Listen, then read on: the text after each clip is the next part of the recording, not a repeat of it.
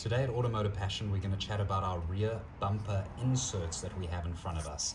We have made these in full dry carbon fiber, which is a full factory replacement for the OEM originals that we have in front of us. The only slight difference we have done is we have added a little bit of detail with a fine recessed line in the rear inserts that you can clearly see in the photo here. We have made them the same so that the original OEM reflector insert clips in and is screwed in place with the one existing OEM screw, the exact same as the factory trims. Moving on to installing the rear trims, you have to get the car up in the air, jacking it up or popping it on a lift. Fortunately enough, we do not need to remove the rear bumper to remove the trims. With a trim tool, you are able to disengage the clips on the back side, and that will allow you to push the full trim itself towards the outside of the car. And once you have, you'll be able to get a hand in the back side of the trim and pull it straight towards yourself, which will dislodge it from the car. Once it's off the car, next steps, we are going to show you how to transfer over the original reflector into the brand new carbon trims. Now that we have the trims removed from the car, we can go ahead and transfer over the reflector insert into the new insert. So let's go ahead, flip them over, and you'll see that there is a small T20 that needs to be loosened up.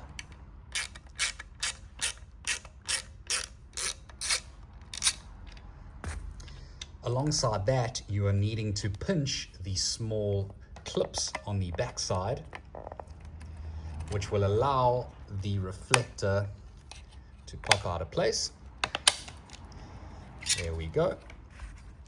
Once that has been removed, we are going to transfer it over onto the new carbon inserts.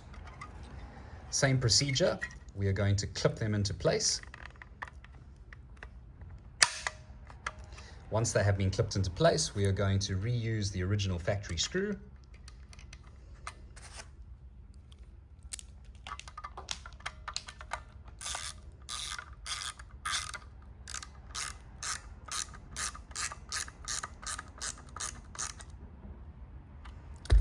And that's the trims all ready to be installed back onto the car. So let's head over and pop them into place. This is the easy part.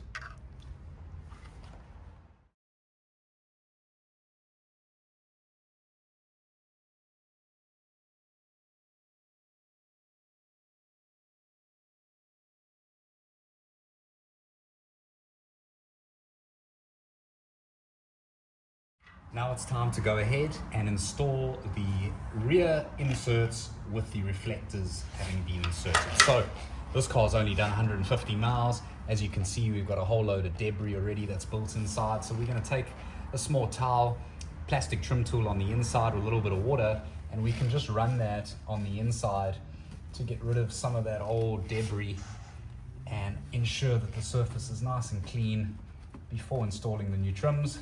Gives us an opportunity to give the car some tender loving care before we pop the new trims back in place.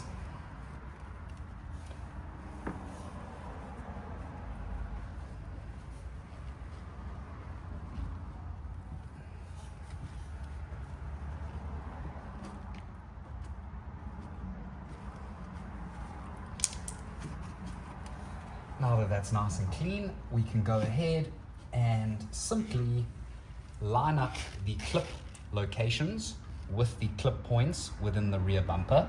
And once we are happy that we have all the clips lined up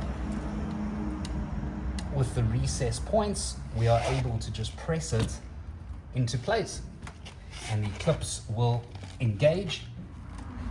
After you have the trims lined up in position, I'm going to get into a better angle which will allow me to give them a firm press into place. We recommend using some masking tape around the outside just so that you do not damage your paintwork whatsoever.